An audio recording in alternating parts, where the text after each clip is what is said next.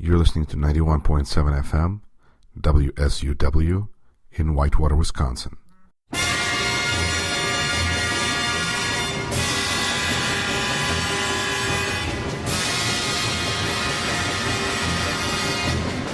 You're listening to WSUW 91.7 FM, The Edge in Whitewater, Wisconsin. This is Rashkin Report, and I'm your host, Yuri Rashkin. I'm excited to welcome to the program Maxim Trudolyubov, who's a senior fellow at the Kennan Institute and editor-at-large of Vedomosti, an independent Russian daily.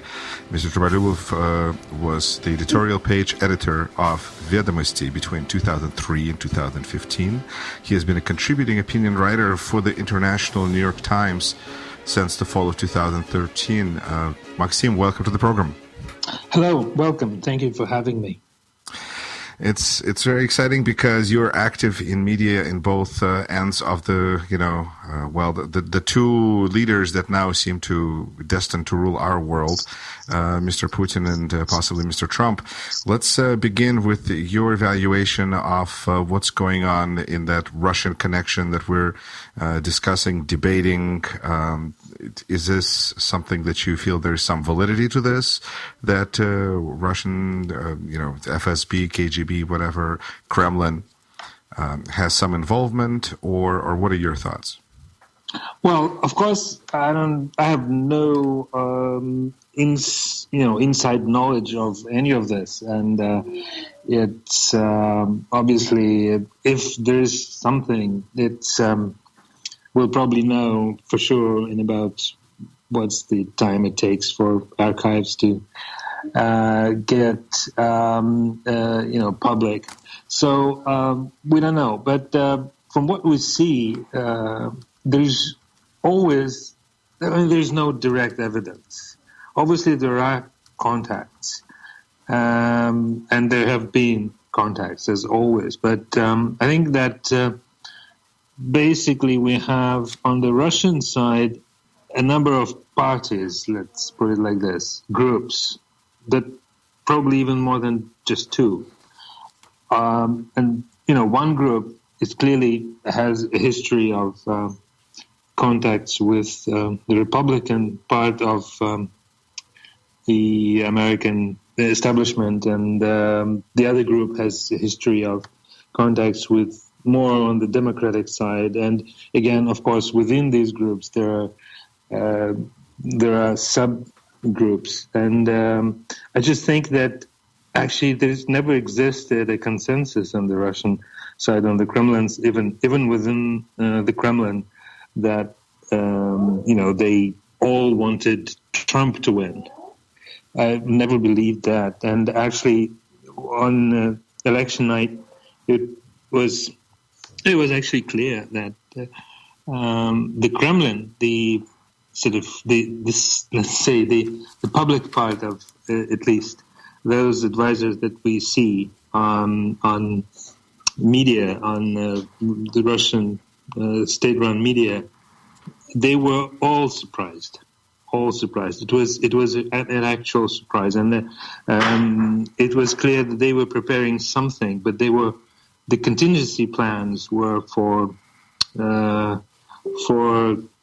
Hillary Clinton to win. Do you feel that, though, that there's different kinds of surprises? There's a kind of surprise where you were thought that you had enough money for Chevy, but you have enough money for Mercedes, I don't know. Or kind of a surprise where you really had no idea, and you weren't planning, you weren't saving, you were just sitting back and watching, and all of a sudden, the President of the United States says, Russia is really our best friend. This is a mystery to me. Looking at what Donald Trump says about, for example, he now has this story with his conversation with Taiwan and his conversation with Pakistan. So there's definitely a part of it that is just his willingness to break the taboos and just to show that he is very, very different. It's part of it. The other part is probably a genuine sympathy for Putin somehow. I don't know. Or probably it has something to do with the fact that he actually wanted to do business in Russia for almost 30 years now, I think, and never succeeded. So it probably just it's some kind of unfulfilled, unrealized idea of his that keeps coming back, and that's why he is Russia is taking actually in a disproportionate place in his thinking, simply because he never succeeded in building something huge, which he apparently wanted for such a long time. And I mean, in itself, it's actually also quite a mystery to me, because from what we know in Russia, if you really wanted, and if you were the kind of businessman Donald Trump apparently is, you can you can strike deals. You're not shy of kind of murky ways of doing business. He could have done it if he could. It means he couldn't, which is I don't really understand it. So this is like either a man crush that Trump has on Putin, or a jilted lover because he hasn't been able. So now he's going to come. I mean, it's it sounds. Which one sounds less reasonable? I don't know. Well, because I mean, we don't know what the was there really an intensive. Operation. Maxim, let me run this by you. I just spoke with Yuri Filshtinsky on the same topic, and his attitude is that this is so. If I dare to speak for anybody, because it's hard to find two Russians who will agree with anybody on anything, that this is part of an agreement, really, between Trump and Putin, for Putin to help Trump win, and then for Trump to let Putin run with Eastern Europe, Ukraine, whatever. Does that make? In fact, it kind of makes sense, because this is all about really opposing China, and maybe this is but this is kind of my extension, since we already know from the front page of New York Times that the phone call from Taiwan was carefully orchestrated, like Bob Dole was involved. Then maybe this is part of a kind of a pivot away from China and sticking it to China and going closer with Russia. Well, I really am not, qualified to make this judgment. You see, being in Russia, you learn to be very cautious about grand schemes and grand strategies like this. It does sound tempting. And it kind of does make sense, and you can easily because exactly like you say, when you have those kinds of big schematics or whatever, at what point does it just verge on like a conspiracy? But if it really seems to some kind of logically lay out, is it really fair to dismiss it as well? Well, no, you cannot really dismiss it. No, I mean, with these things, you cannot dismiss it, but also there's no way you can confirm it. There is this story. Of course, we can tell it, and it does sound tempting. But on the other hand, there is the United States economy and its ties with China, which make it incredibly expensive and difficult to undo the kind of relationship that's been forming between the United States and China for the past, at least 20 years. It's if you put this in, if you try and weigh and look at these two stories, I mean, does it mean that Trump is prepared to, just to go and somehow change the pivot to Russia instead of China? You cannot really compare these. Russia has a tiny economy. Russia has almost no economic relationship with the United States. It's just pure politics. And if we talk about Syria, which is all over the news today, the U.S. is basically absent from Syria. It's, I mean, if there was to be a deal somehow, it's actually already happened because it's now Russia and Turkey who are active in Syria. The U.S. has almost no involvement. They've been negotiating the truce, then they failed. They continue. They've created a huge mess, but they're just basically two actors now in Syria, Russia and Turkey. Right. You're listening to WSUW 91.7 FM, The Edge in Whitewater, Wisconsin. This is Rashkin Report, and I'm your host, Yuri Rashkin. My guest is Maxim Trudolyubov, a Senior Fellow at the Kennan Institute and the Editor-at-Large of Vedomosti, an independent Russian daily. Maxim, kind of shifting topics to something that's going on inside Russia and seems to be a rather big news, is the main opposition figure, Alexei Navalny, has announced that he is running for president of Russia. Do you feel that this is really even a legitimate piece of news, considering the chances of Navalny to win against Putin? I mean, Hillary Clinton couldn't win against Putin. So what chances does Navalny have? Well, no chance right now. As things stand right now, of course, it's zero. But it's a big news. I mean, in our little world of people who are outside of the state-run media and other government-run, state-run institutions, it's a very, very big news. It's constantly discussed. It's like all over social networks. People you see, Navalny is the only politician for this part of the Russian society, of Russian society, that is not voting Putin and the official Kremlin-run political parties. Everyone disagrees. It's a heated debate, but it's interesting in itself, considering the fact that the Russian political system is a very strange thing. It's comparing. Let's not compare Russia to highly developed, rich European countries or the United States. I've heard you compare it to ancient Rome. Can you expand on that? Sure. Yeah. I'll just finish that. It probably makes sense to compare Russia to places like Malaysia or Argentina, these countries, and they all have a highly developed political systems.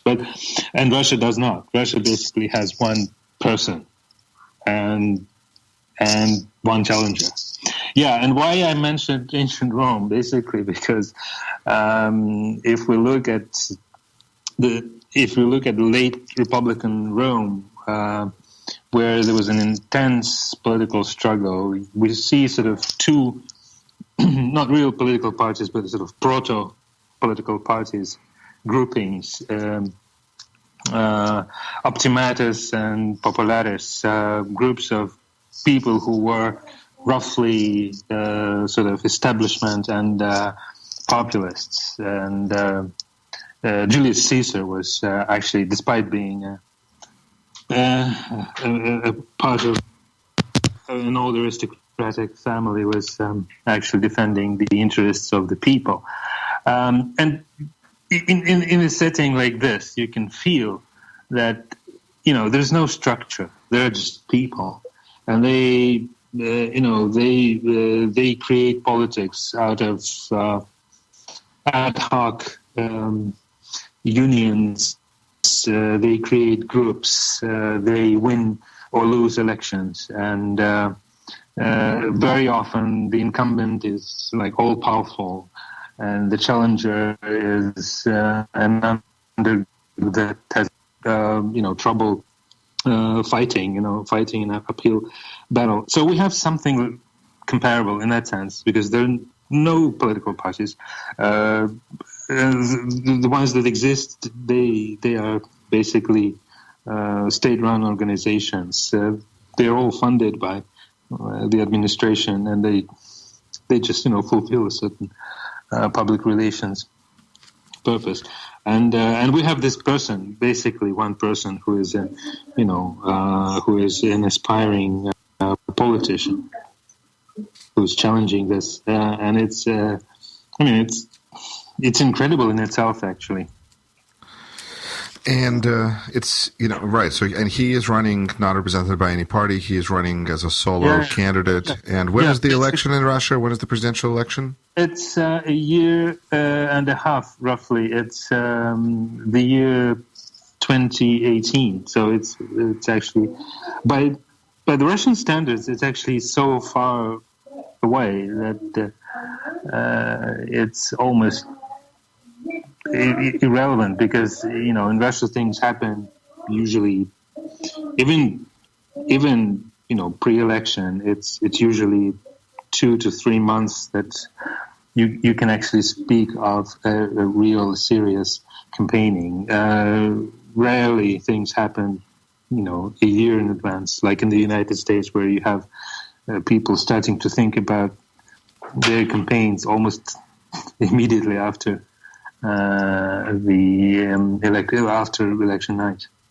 Absolutely, it's so now the campaign of whatever it begins, because the election is over. Yeah. Maxim, I wanted to ask you, you're a media person. There was just a trial that was completed in Russia of one of the oligarchs suing a business channel like CNBC type channel for publicizing something about his, I think it's property ownership or something like that. And the channel was found to be guilty, but the fine was minuscule. So it's kind of a mixed picture, and everybody seems to be taking away whatever they want from it. You're also not in Russia right now. Is there a connection? What is it like to be a reporter, a journalist in today's Russia in general? I'm not saying you're tied to this case in any way. I'm just saying, where is Russian media? It seems like it's more and more outside the country. Well, it's actually mostly inside the country. Yes, there's a number of media interesting projects that run from outside. One is called Meduza.io, an interesting Russian language resource that is based in Latvia, in Riga.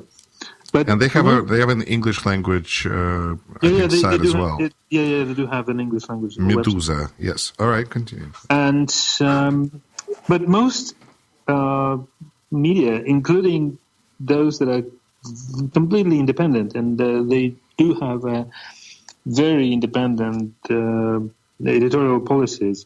They are in Moscow mostly. They are in St. Petersburg as well, and some other cities in Russia. But there's always in Russia, you have the highest concentration of everything in Moscow. So we have in Moscow the most media that you can call free. And RBC, which is the media in question, is a kind of complicated story, a long story. But right now, they already had problems with the Kremlin. And the Kremlins wanted to either shut them down completely or do something to tone them down, and because they were running investigations of the dealings of businessmen close to the Kremlin, and even touched on the some projects that had to do with Vladimir Putin's daughter, which in Russia is very difficult to do. And I think it's pretty. Putin's daughters, I believe, are like right at the top of do not do list as far as media stories. It's almost an official taboo. Yes. Yes, and they were irreverent. The holy cows of Russia. Okay. Exactly. Yeah, the two girls. So they were irreverent enough to publish a piece about her, actually two pieces, and that was said to infuriate Vladimir Putin personally, and he did. Anyway, so this resulted in something, and then they've changed the editorial the editorial almost completely. There are new people running, but they continue because they felt like they would be seen as, strike breakers if they just, immediately start to look like they are pro-Kremlin media. So they are not a pro-Kremlin media, at least in the open. But so it is. We're talking about a media that already has been, persecuted essentially, and a group of highly respected top editors left a few months ago. Elizaveta Sitinskaya is one of them, and she's now on a fellowship at Stanford, Knight's Fellowship. So this new group of people who are now the new editorial of RBC, they were sued by Igor Sechin, who is feared. Who is he? CEO, I think, or president of Rosneft, Russia's biggest oil. Would you say that he is really the second person in terms of influence in Russia right now?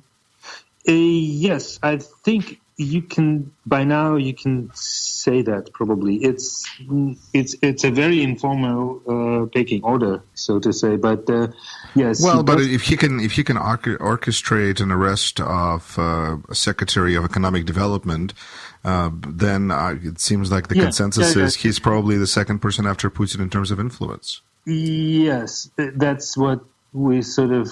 That's the word on the street. Yeah, that's what we now think.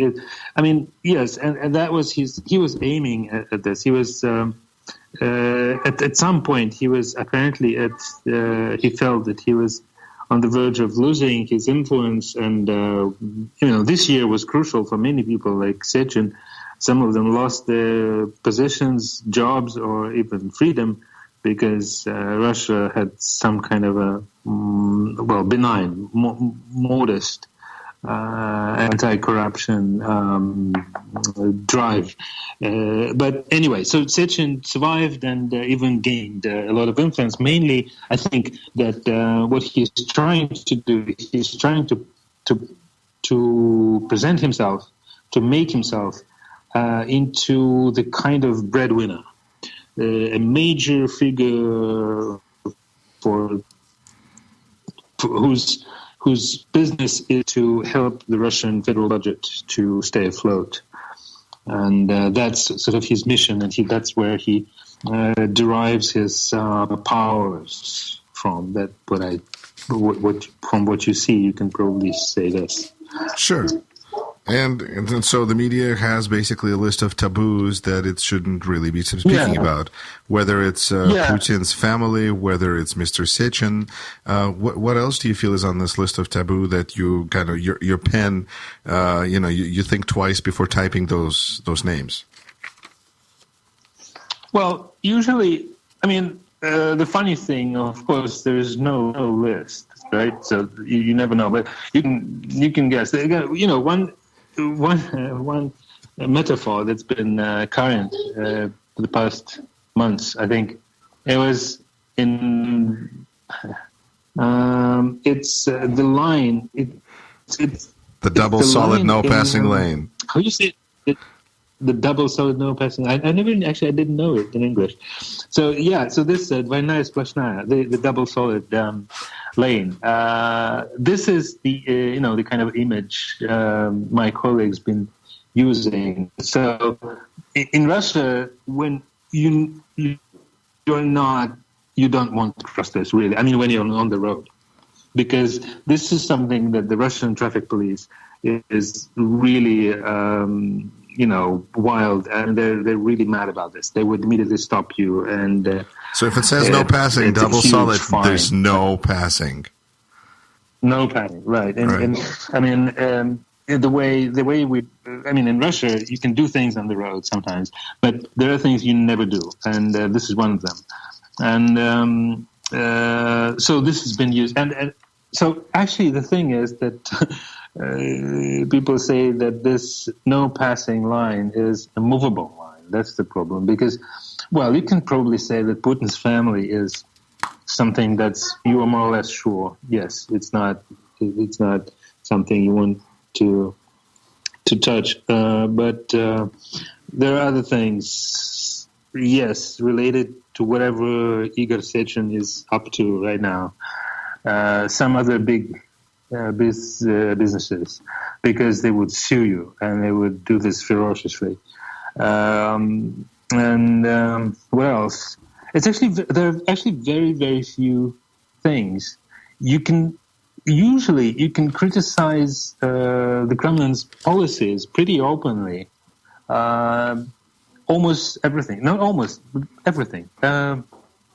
If you are an independent media, you can do that. And usually nothing will happen. If you touch on somebody's business, and if it's a big business, yes, you may be in trouble. Or it may be something completely unexpected.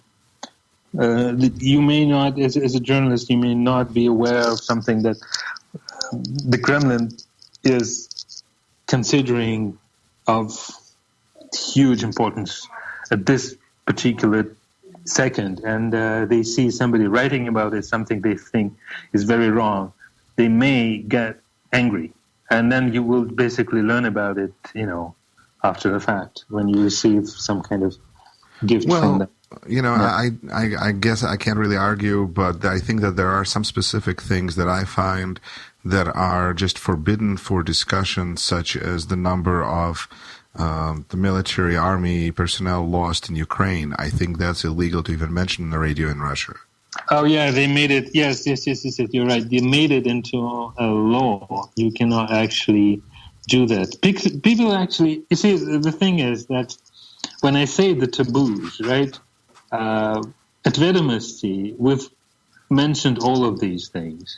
And there was an article, not one, a number of articles mentioning Putin's daughters.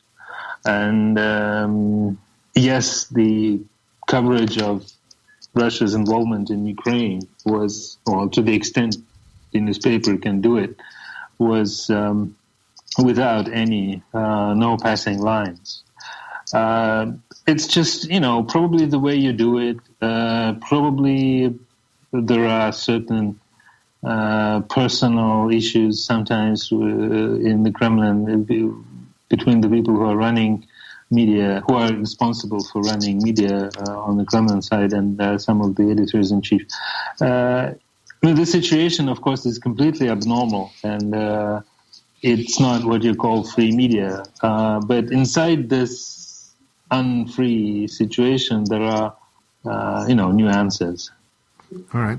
And let me ask you in the end, Maxim, do you feel that if the relationship between Russia and America improves as the result of hard work by President-elect Trump and Vladimir Putin, do you feel that this will actually help people in Russia as far as improve their lives in any way? Don't believe it. No, at least not at this moment. I don't think. You see, Vladimir Putin's been all into foreign policy for the past almost 3 years, I think, ever since early 2014, when after the Sochi Olympics, he decided to go into Ukraine, Crimea first, and then East Ukraine, and ever since he's been all involved. And right now, after these 3 years, Russia is in, the economy is stagnating, real incomes falling. We don't see, there's no light right now from the economic standpoint. So he will have to deal with Russia's domestics, but I don't understand how he would suddenly make it, run. He will need. He definitely. We can say this safely. The Kremlin puts its bet on the fact that they will be able to lift the sanctions, starting from probably even including the Magnitsky Act, They're aiming at lifting everything. And once they do it, they'll be able to get back to being funded. I mean, the Russian state-run companies being funded by getting financing from American banks and other Western banks that right now are not allowed to do that. So basically, they're expecting this, but who knows how whether it's possible when. I don't know. It really depends on the sanctions, I think. And this is the only path that I can tell the Kremlin is looking right now, because they are not serious about any domestic economic reform. They just don't do it. The Russian economy is 70% state-run, state-owned. 70% used to be less than half, a lot less than half, 8 years ago. For the past 8 years, the economy has been essentially almost re-nationalized. So to run an economy like this, it's just kind of, I don't even know. It's different. It's different. It's not, the kind of way you run an economy that is mostly, privately run, privately owned. All right. Maxim Trudolyubov, thank you so much for being on Rashkin Report, and I hope we can continue this conversation in the future. Sure. Thank you for having me. You're listening to 91.7 FM, WSUW, in Whitewater, Wisconsin.